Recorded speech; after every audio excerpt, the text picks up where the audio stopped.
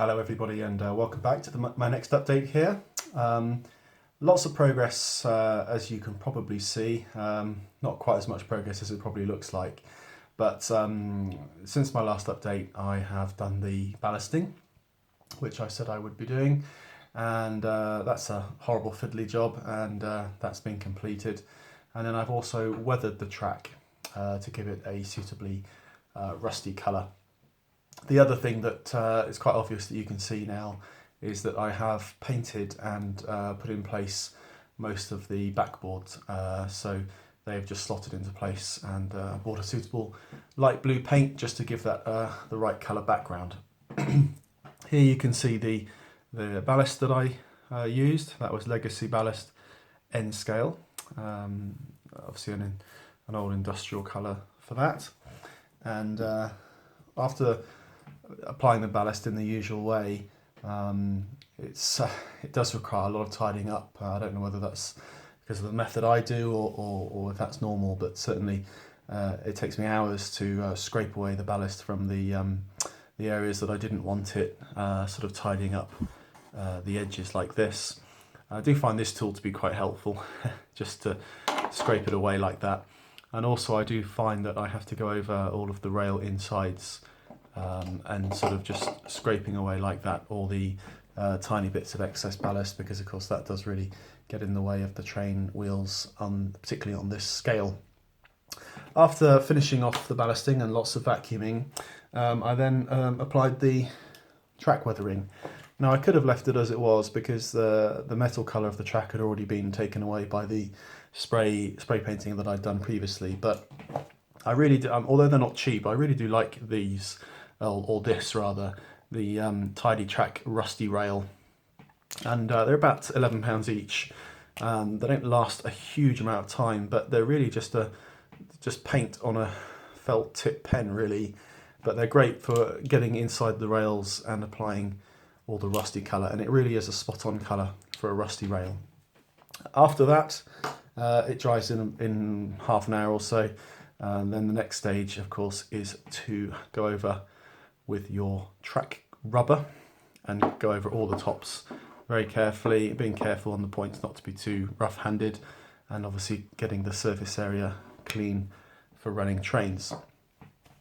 So I'll just take the camera now so you can see a bit of a wider shot. Okay, that's everything falling down. Well rehearsed. So here we go. So this is three sides of the backboard applied, and I haven't applied the bit that just fell down. I haven't actually glued in place yet the last piece. That will be later on. Let me get down on the track and just show you close up how it looks. I've also put a couple of buffer stops in. They've been applied in the rusty rail colour as well. Camera won't focus on them because they're too close. But if I just get down on the side shot, the light's fading, so it's not so great, but you can see hopefully the rusty rail colour is really quite good. There we go, it's focused. So with the ballast and the rail rusting, it does give the track so much more of an authentic look. And just to show you, the paint I used for the back was Wilko Summer Blue Matte colour, and that's £12 from Wilko's. Okay, so having got to this far, I've now put in place the buildings where it's my latest version of what I think they're going to go. I'm thinking now of having the girder bridge right at the end, and then having a second smaller bridge that I've actually got pre-made a little bit further down. It's just wide enough for a double track. It's another Scale Scenes kit that I've had for a while. And I'm thinking of then sort of having retaining walls really between the two like that, and maintaining the raised area at the back. I'm not sure how far I'd go with it, but certainly to put some of the buildings at the back higher up, which will give a bit of depth and stop the layout being so flat. Obviously this area down here has to be down at the lower level because it has to be on the tracks. But this is what I'm thinking of for my latest layout of the buildings. Nothing's in place, it's just loosely placed down on the track. Of course, now I'm at the point where I really do need to start building up the landscaping, and then that will sort of set in place the buildings. But I think that's going to look quite nice, and that's just an overall shot there to show you how it is looking at the moment.